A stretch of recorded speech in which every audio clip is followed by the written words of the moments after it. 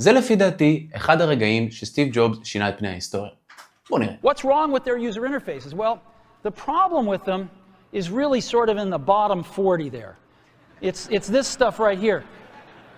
They all have these keyboards that are there whether you need them or not to be there.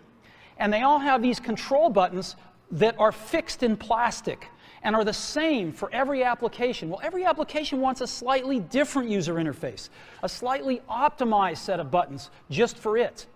And what happens if you think of a great idea 6 months from now? You can't run around and add a button to these things. They're already shipped.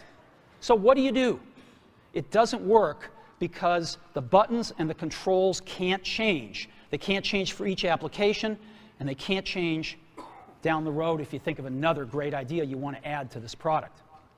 Well, how do you solve this? It turns out we have solved it. We solved it in computers 20 years ago. We solved it with a bitmap screen that could display anything we want, put any user interface up, and a pointing device.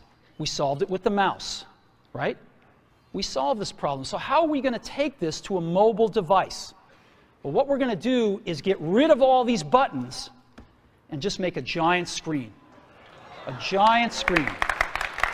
Now, how are we going to communicate this? We don't want to carry around a mouse, right? So what are we going to do?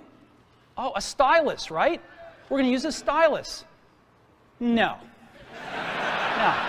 Who wants a stylus? You have to get them and put them away and you lose them. Yuck. Nobody wants a stylus. So let's not use a stylus. We're going to use the best pointing device in the world. We're going to use a pointing device that we're all born with. We're born with 10 of them. We're going to use our fingers.